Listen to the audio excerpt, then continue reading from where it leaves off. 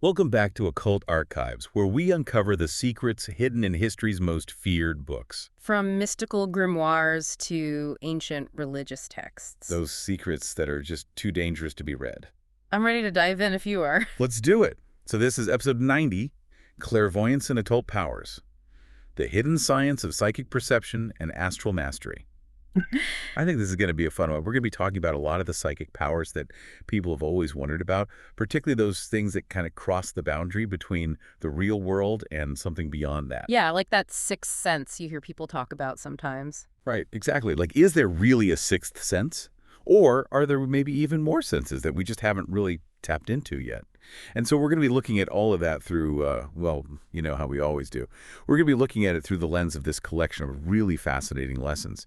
And what makes these lessons especially interesting is that they're specifically designed for Western minds. Yeah. You know, the Western world often wants proof, evidence, and explanations that align with our scientific way of thinking. Totally. I mean, Westerners tend to be skeptical, and we're not just going to take something at face value. We want to see the logic behind it, the evidence that supports it. Right, exactly. And that's what's so cool about these lessons. They actually embrace that skepticism, and they attempt to present these concepts in a way that might be more, how should I say, palatable or convincing to a Western audience. They even use examples and references that would be familiar to us, things like the Society for Psychical Research, which was a legitimate scientific organization that studied these kinds of phenomena, or they'll cite well-known Western scientists who expressed interest in psychic powers.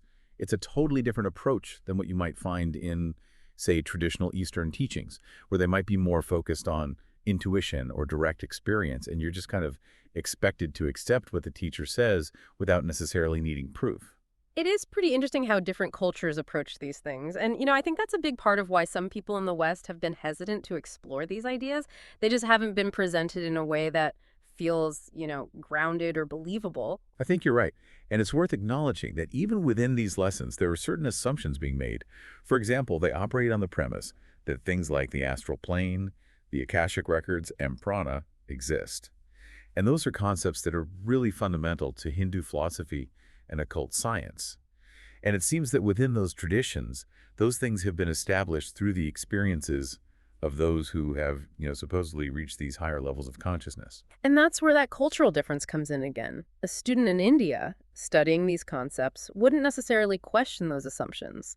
They'd likely be more focused on learning how to work with those principles rather than questioning their existence. Exactly. But the writers of these lessons recognize that those assumptions might be a hurdle for a Western student. So they do their best to provide what they consider to be direct and positive evidence to support these ideas, while acknowledging that those starting points are drawn from another tradition. And they do a pretty good job of it, I have to say. They use lots of examples and case studies that, even if you don't fully buy into the underlying assumptions, are still pretty intriguing. It's like they're saying, look, even if you don't believe in the astral plane, here are some things that happen in the real world that are pretty hard to explain with conventional science. Maybe there's something more to it than we think. So yeah, for the listener, just keep in mind as we go through this that even though the approach is very Western, the core principles being discussed are rooted in this really ancient and, let's be honest, sometimes very mysterious Eastern tradition. All right, let's dive into some of these specific ideas. The first thing I want to talk about is this notion of going beyond our five senses. A lot of people, especially those who consider themselves practical or down to earth, tend to rely very heavily on their five senses: sight, smell, touch, taste, and hearing. If you can't see it, hear it, touch it, taste it, or smell it, it's not real, or at least it's not worth considering. And that makes sense, right? Those are the senses we use to navigate the world around us, the ones that help us interact with our environment and keep us safe. It's natural to prioritize those senses. Totally. But the lessons propose that perhaps that's a limited perspective. What if there's more out there than what we can perceive with just those five senses? What are there other channels of information, other ways of experiencing reality that we've just haven't developed or haven't learned to access yet? And this is where the concept of astral senses comes in, right? The idea that we have counterparts to our physical senses that operate on a different level of reality, the astral plane. And these astral senses allow us to perceive things that are beyond the reach of our physical senses. So for instance, just as our physical eyes allow us to see physical objects, our astral eyes would, hypothetically, allow us to see astral objects. Yeah, and I guess it kind of follows logically from that idea that if our physical senses are connected to our physical body, then these astral senses would be connected to something called an astral body. So we're talking about this whole other level of being, a subtler aspect of ourselves that has its own way of experiencing and interacting with the world. Exactly. It's like this hidden potential within us. Yeah. And the fascinating thing is that the material mentions that some occultists even believe humans actually have not 5, but 7 physical senses, although 2 are usually latent or dormant in most people. And if that wasn't mind-boggling enough, even those extra physical senses are said to have their counterparts on the astral plane. Okay, now my head is spinning a little bit. 7 physical senses and then astral versions of all of them. Yeah. That's a lot to take in. Yeah. But it's fascinating to think about the potential, right? If we could actually tap into all of that, how much more expansive and interconnected would our experience of reality be? It would be a totally different way of perceiving the world, that's for sure. I mean, think about how much our understanding of the universe has expanded just in the last few centuries because of technology that has allowed us to see things we couldn't see before, like with telescopes and microscopes. What if we have that same potential within ourselves to perceive things that are currently hidden from us just because we haven't developed the ability to do so? All right, so let's shift gears for a moment and talk about animals. One of the things the lessons discuss is this idea of telepathic sensibility in animals, particularly those animals whose survival depends on it. So you're talking about prey, animals needing to sense predators, or predators needing to sense prey. And the idea is that they have this highly developed awareness of the presence of other living beings that goes beyond what we can explain with our typical understanding of the 5 senses. Yeah, and it's something that's been observed a lot, especially by people who spend a lot of time in nature, like hunters or wildlife trackers. They'll talk about how an animal will suddenly become alert, like it's sensed danger, even though there's no obvious sign of a threat. The hunter might be downwind, well camouflaged, making no sound, and yet the animal somehow knows something's up. Oh yeah, I've heard stories like that. Hmm. Or like how dogs will sometimes bark at seemingly nothing, or horses will get spooked for no apparent reason. Like they're picking up on something that we humans just aren't aware of. And the lessons propose that this is a form of telepathic sense, that these animals are somehow aware of our feelings and intentions towards them. It's like they're reading our minds, or at least picking up on some kind of subtle energy that we're giving off. They give a great example of this. Try singling out one animal from a herd. It's almost impossible to do discreetly. No matter how subtly you try to approach, the animal you're focusing on will often sense it and react as if you're directly threatening it. Right. It's as if they can feel your gaze, your intention, even if you haven't made any overt movements or sounds. And that really challenges our conventional understanding of how information is transmitted and received, right? It suggests that there are these subtler channels of communication that we might not fully comprehend. Okay, so if we accept, even just for a moment, that animals might have this telepathic ability, then that kind of opens the door to exploring whether humans might have it too, right? And that's where things get really interesting. Absolutely. And to be clear, we're not talking about mind reading in the sense of knowing exactly what another person is thinking word for word, but more about this subtle sense of another person's presence, their emotional state, or maybe even their intentions towards you. So let's talk about the science behind this. The material actually references some pretty rigorous scientific investigations into telepathy, specifically the work done by the Society for Psychical Research in England in the late 1800s and early 1900s. And what's so fascinating is that these were serious scientists, including physicists and psychologists, who were approaching this with a very skeptical but open-minded attitude. They wanted to see if there was any real evidence to support the claims of telepathy. And they were very methodical in their approach, weren't they? They understood that to be taken seriously, they needed to rule out any possibility of fraud or accidental cues. So they designed experiments where the sender and the receiver were completely isolated from each other, sometimes even in different buildings, with no way to communicate through normal sensory channels. Right, so it wasn't like they were just in the same room making eye contact or subtly signaling each other. These were carefully controlled experiments with independent observers to make sure everything was above board. And they tested all sorts of things, like having the sender think of a specific object or image and see if the receiver could pick up on it. And they had some pretty remarkable results, particularly with a family called the Creary children. These kids seemed to have a natural ability for telepathy, and they consistently scored way above chance in these experiments. In fact, the statistical odds against some of their successes were astronomical, like millions to one. I read about those experiments, pretty mind-blowing. In one case, one of the Creary children correctly guessed 5 playing cards in a row on the first try. And even the times they got it wrong, it was often just a slight variation, like they guessed the right color but the wrong suit, or the right number but the wrong cousin. Right. Right. And the researchers were incredibly careful to make sure that no one, not even the parents, knew what the target was until after the child had made their guess. So there was no way for them to be getting any hints or clues. And what's really interesting is that this wasn't just a one-off thing. Other researchers who replicated the experiments with the Creary children got similar results. And it wasn't just them either, right? They tested other people who also showed ability for telepathy. Maybe not as strong as the Creary children, but still statistically significant. They had successes with things like guessing colors, names of people, even lines from poems. It's like they were tapping into some kind of hidden communication channel that bypasses our normal senses. Yeah, and that's really the crux of it, isn't it? The researchers were forced to conclude that something was going on that couldn't be explained by chance or by any known physical means of communication. And that led them to propose that telepathy might be a real phenomenon, even if they couldn't fully explain how it worked. All right, so that's the more scientific side of telepathy, right? Experiments, controlled conditions, statistical analysis. But the lessons also talk about a higher form of telepathy that's linked to clairvoyance and the astral senses.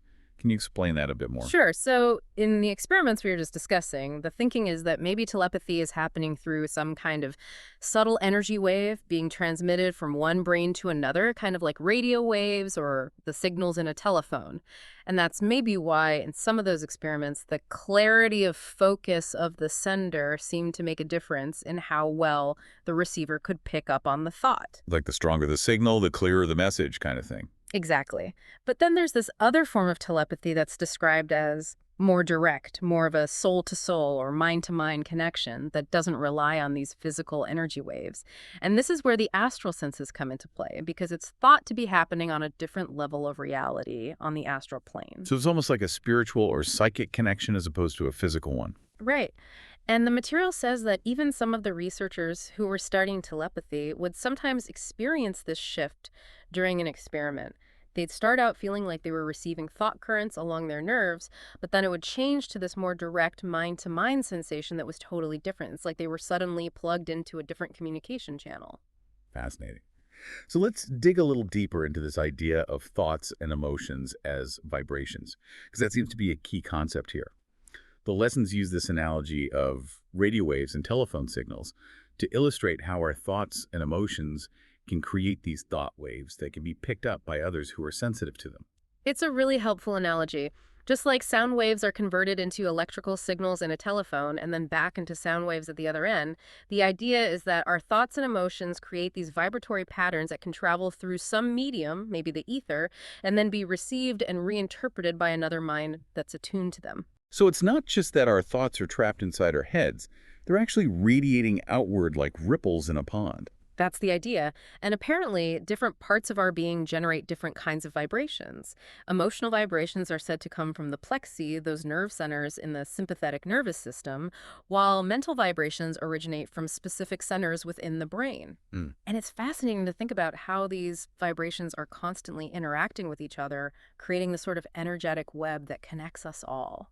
And that brings up a really interesting question, right? If we're constantly surrounded by all these thought waves and emotional vibrations from everyone around us, why aren't we just overwhelmed all the time? Why isn't it just a jumbled mess of psychic noise? Yeah, that's a great question, and the material actually addresses that. Firstly, it says that most of these vibrations don't even register on our conscious awareness. It's like being in a crowded room full of people talking. You're hearing all those voices, but you're only really focusing on the one you're having a conversation with. And it's the same with psychic vibrations. We tend to tune out the background noise and focus on the stronger signals or the ones that resonate with our own current state of mind. So it's like a kind of psychic filtering system. Exactly. And secondly, the material points out that opposing vibrations can actually neutralize each other. So if someone's sending out really negative vibes and someone else is sending out really positive vibes, those energies can cancel each other out to some extent. It's like mixing hot and cold water. You end up with something more lukewarm. That makes sense.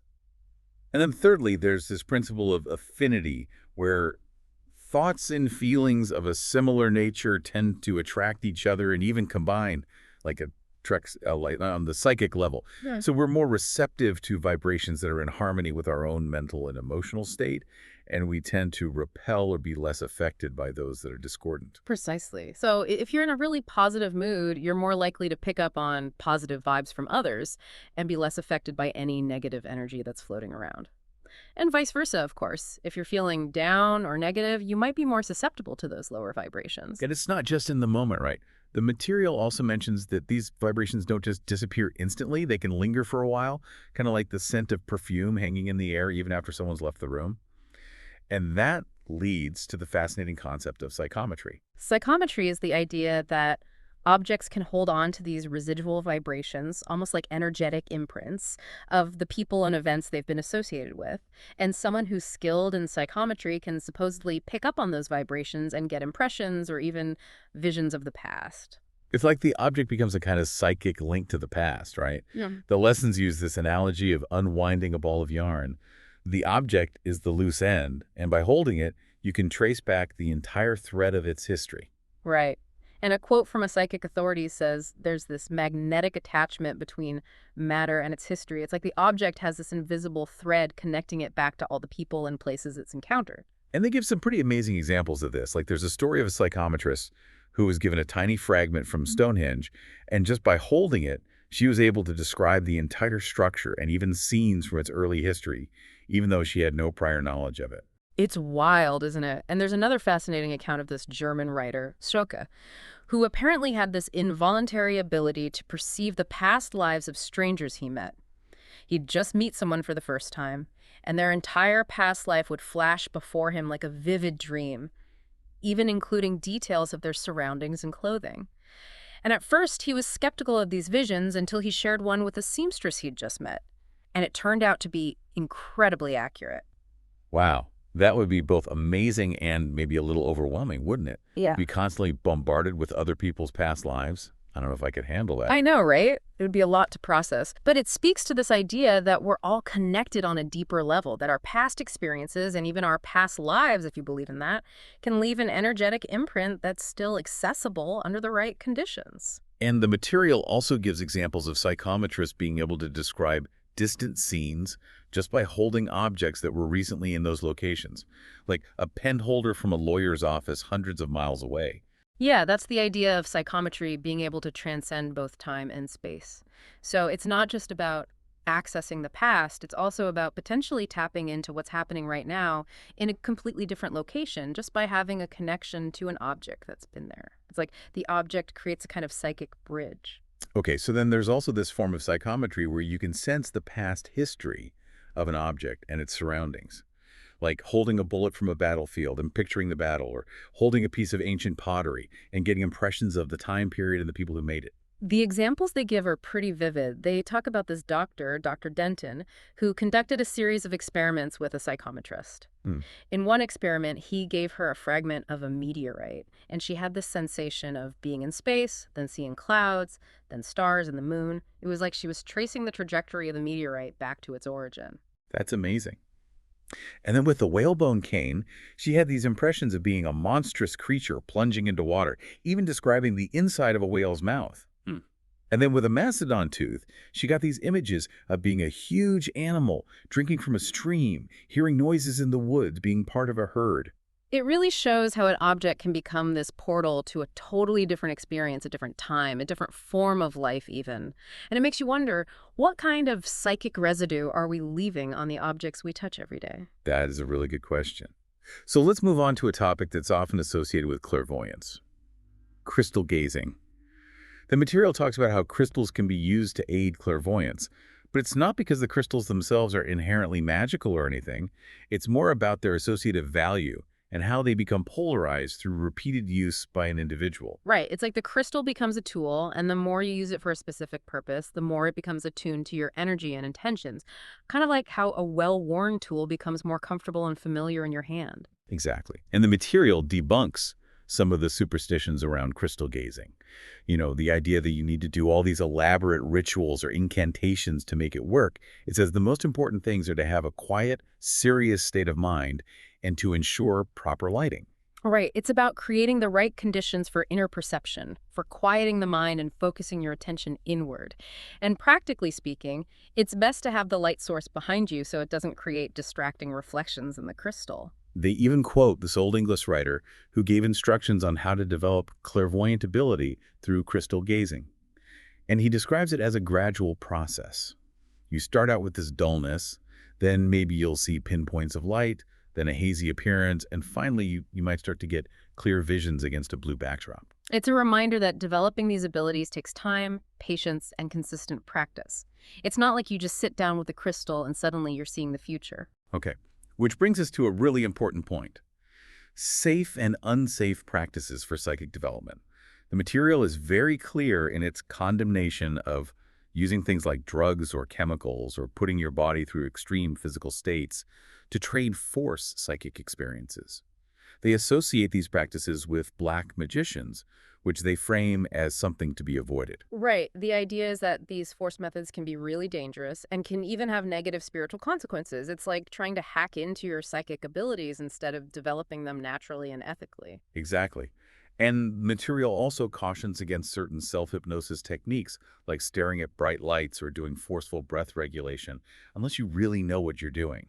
And it's very cautious about mesmerism, saying it should only be practiced in situations of absolute trust and purity of intention. It's wise to be cautious with any techniques that involve altering your state of consciousness, especially if you don't have proper guidance or understanding of the potential risks. But the material strongly advocates for meditation as a safe and universally beneficial practice for developing clairvoyance. And the key is to approach meditation with a sincere desire to quiet the mind and focus on high ideals. Meditation is all about cultivating inner peace and clarity, and the thinking is that as you develop those qualities, your natural psychic abilities can start to emerge more readily and more ethically. And it makes the point that learning to concentrate in your everyday life, even on seemingly small tasks, is a really good foundation for successful meditation and psychic development. So it's not just about the time you spend formally meditating. It's about developing that mental discipline in every aspect of your life. It's like building up those mental muscles so that when you do sit down to meditate, you're better able to focus and quiet the mind. And that mental discipline is also really helpful for navigating the astral plane because it's supposedly very easy to get distracted or lost in those realms. All right, so let's talk about how clairvoyance can manifest. The material mentions that some people, especially those who are very cultured and spiritually developed, might have occasional flashes of clairvoyance that happen naturally, without any specific effort on their part. It's like those moments of intuition or insight that we've all probably experienced, but maybe we didn't pay much attention to them. And for some people, those moments might start to become more frequent or more intense as they progress on their spiritual path. And the material says there's no one way that clairvoyance manifests. It can show up differently for different people. But they do describe what they call simple clairvoyance as the ability to perceive the inner structure and astral counterpart of objects, including the astral aura that surrounds them. So it's like being able to see beyond the physical form of things and perceive their energetic or spiritual essence. Yeah, it's like seeing the energy field or the life force that animates everything. And they say that this simple clairvoyance can also happen in conjunction with other types of clairvoyance, like those related to space and time. So you might be able to see the astral aura of an object that's far away or that existed in the past. And it gives some really interesting examples of this. Like, there's this account of a woman, Mrs. Broughton, who had a vision of the Duke of Orleans' carriage accident and death in France. And she described the scene in perfect detail, including things like the broken carriage, the crowd gathering around, the Duke being carried into a house, and even the doctor feeling his pulse while holding a watch. And all of this happened before any news of the event had reached England. It's one of those classic cases of clairvoyance that really makes you wonder, how could she have known all of those details if she wasn't actually there, or if she wasn't somehow tapping into something beyond the physical realm? It's pretty mind-boggling. And then there's another example of a doctor, Dr. Galinsky, who had a vision of a house call he was about to make. He saw the room, the patient, the specific details of the illness, all before he even got there. It was like he was seeing a few minutes into the future. That's another type of clairvoyance, precognition, where you're getting glimpses of events before they happen. And again, it's hard to explain those kinds of experiences with conventional science. It suggests that time might not be as linear or as fixed as we often think it is. Okay, now let's talk about one of the most intriguing concepts in all of occultism, the Akashic Records. It's this idea that there's a sort of universal memory bank, sometimes called the records of the astral light, that contains a complete and indelible record of everything that's ever happened in the entire history of the universe. Talk about information overload. It's like a cosmic library that holds the history of everything. And the material describes it as being stored in this high form of universal substance called the universal ether, which is thought to be the fundamental substrate of all of reality. It's a pretty grand concept. And the idea is that this record isn't just passive, it's actually constantly being updated with every thought, every action, every event that occurs. And supposedly, highly advanced clairvoyants have the ability to access these records and read the history of anything, even see into the future.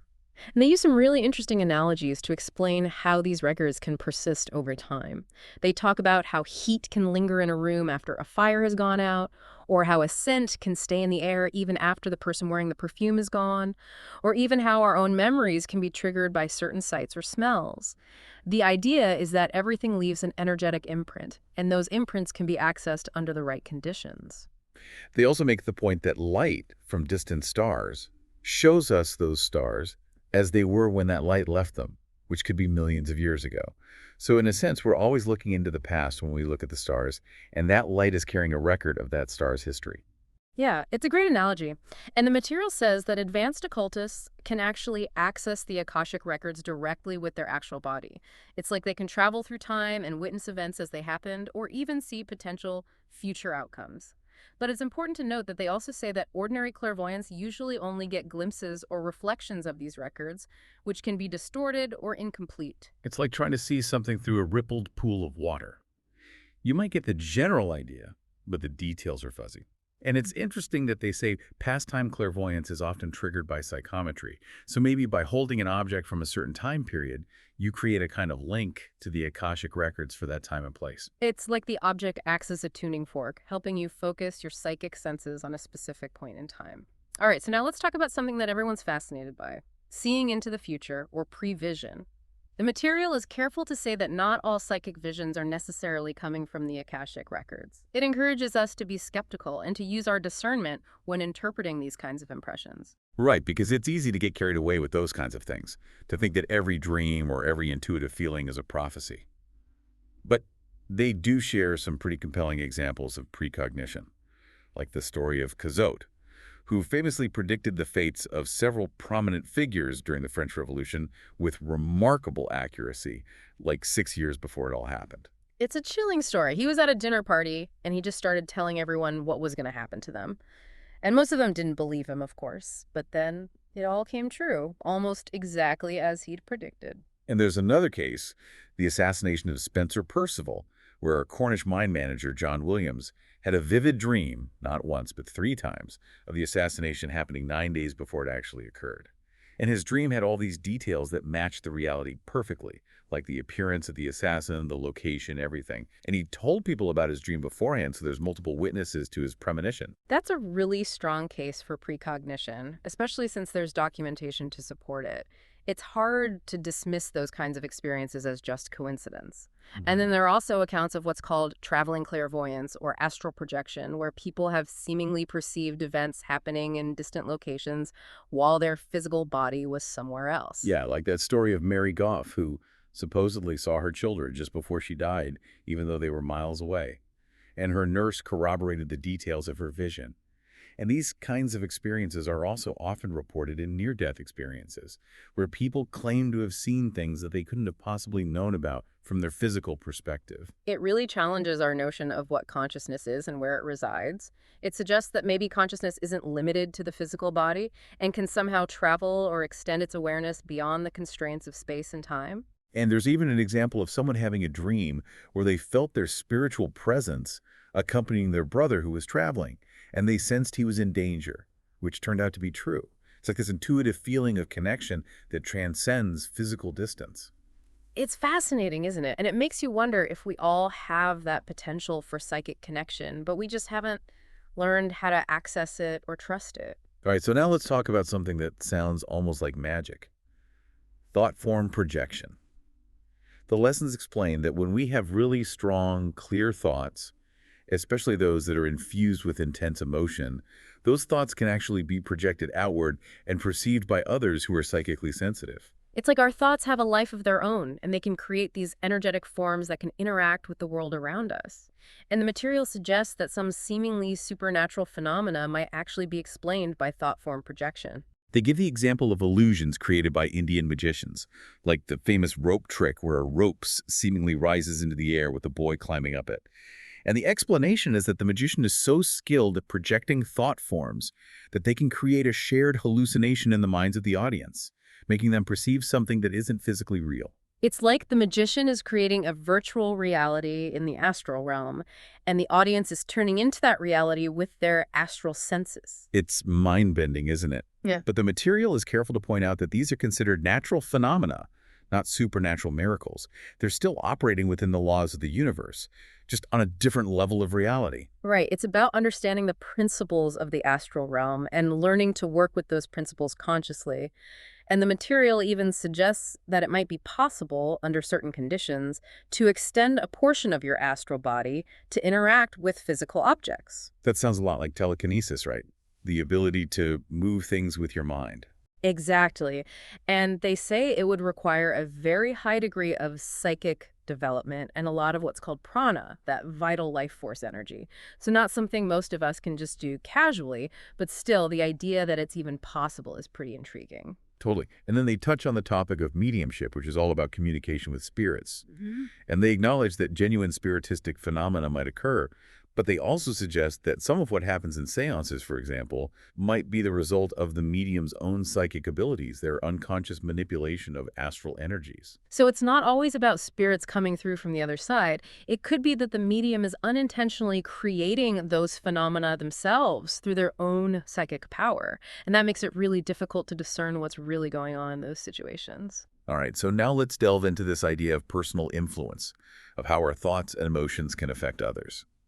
The material introduces the principle of induction, which is this natural tendency for energy to reproduce itself in another object through corresponding vibrations, even without direct physical contact. It's like how heat can radiate from a fire and warm you up, even if you're not touching the flames, or how a magnet can attract a piece of metal without actually touching it. It's a principle that operates on all levels of reality, from the physical to the psychic. And they say that the same principle applies to our thoughts and emotions. Mm-hmm. Our thoughts and feelings are generating these vibrations that can influence the mental and emotional states of others, even if we're not consciously trying to do so. Right, it's happening all the time, whether we're aware of it or not. And the strength of that influence is determined by several factors. Firstly, the intensity of the feeling behind the thought. So the stronger the emotion, the more powerful the vibratory impact. Secondly, the clarity of the mental image.